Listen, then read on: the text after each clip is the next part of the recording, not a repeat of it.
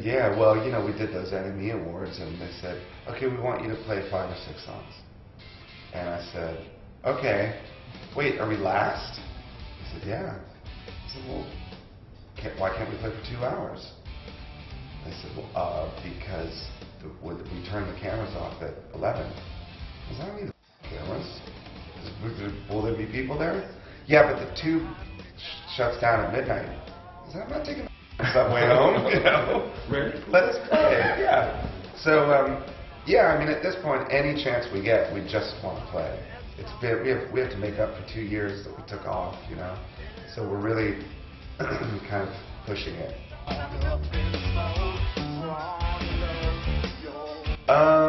The actual tour, I mean, it's strange. It sort of phases into everything. We go from here down to Japan and Australia. We do little shows here and there.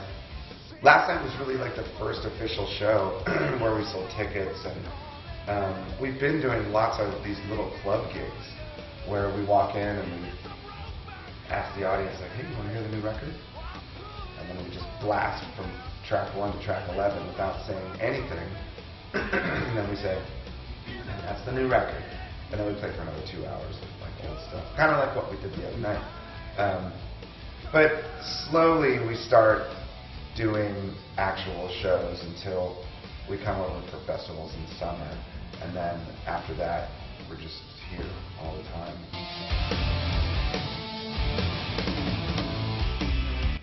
Most of our real milestone moments have happened here in the UK. The first time we headlined a festival, the first time we headlined an arena, the first time we headlined a stadium. And I think because of the audiences here, we've just become a better band. They really encourage you, because not all audiences do what the audiences do here. The audiences here sing really loud, and the audiences here dance really hard, and that only makes you play better. At some point on tour, what we do is almost irrelevant, because we get to the point where we become this thing that's like, you turn it on and we just go, and there's variation in songs. We have jams, and we try to mix it up, and we write new endings and new intros to songs at soundcheck almost every day, But it gets to the point where what determines a good show or a bad show is the audience. And if that's what makes for a good show, then we come over here and all shows are.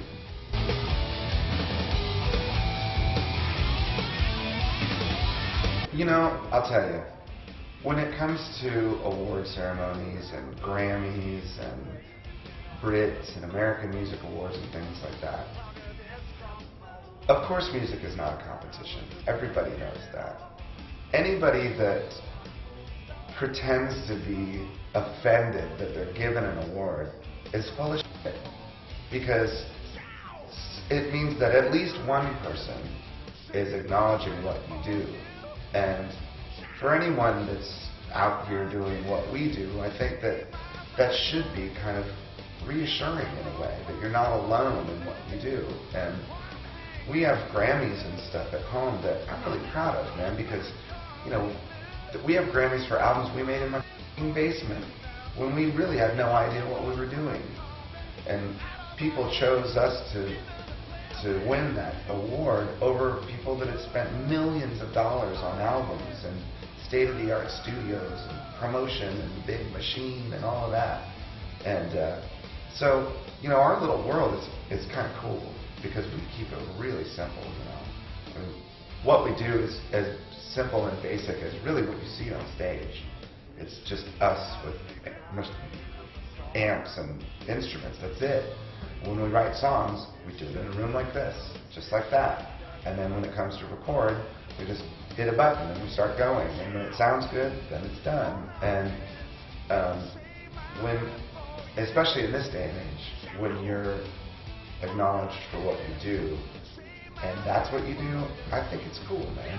So I'm proud of those things.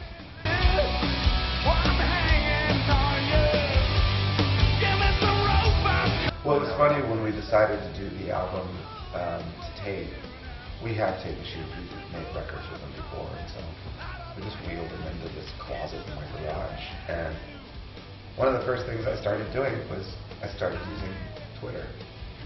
And I'd never used Twitter before. You know how I found out about Twitter? My mom told me about Twitter. She goes, David, do you tweet?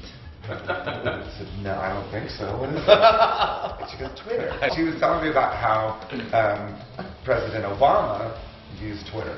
And I said, well, what is it? She goes, well, it's just a limited amount of characters and you send out a message. And I just thought it was so pointless, honestly. I thought this is, once I started reading what people tweet, I'm like, what a f***ing waste of time. I don't give a that you just backed your car into a parking meter or whatever, you know? This is ridiculous. So, but then when it came time to promote our record, I went, So my first tweet, I apologized to Twitter and said, I'm sorry about all those nasty things I said. I didn't have a record to promote it at the time. So, but at one point I took a picture of the tape machine and put it online. And then I looked at the comments of what people said. And someone said, what's that? And then the next comment was, oh, that's how people used to make records. And it broke my heart. I was like, oh no, it's gone. It's already gone. And it's only been, I don't know, how sad. 10 years or yeah. So we really started documenting the process. And this documentary that we made about the history of the band and the making of the new record is meant to kind of focus on the craft of doing that with analog equipment, you know. Trying to show people that there's something like tangible or something real about tape, and that you have to be delicate with it, and you have to know you have to perform.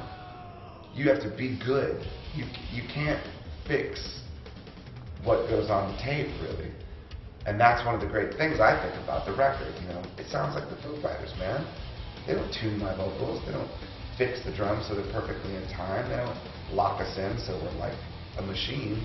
It sounds like a band, you know. That's exactly why we did it. And so that's cool.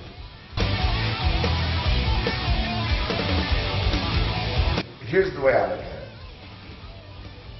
The four most famous rock drummers of all time: John Bonham from Led Zeppelin, Keith Moon from The Who, Stuart Copeland, Buddy Rich is the greatest drummer of all time, and then Animal from the Muppets. And Buddy Rich and Animal did a drumming duet together. Yeah. Right. Can you name all the other members of the Electric Mayhem?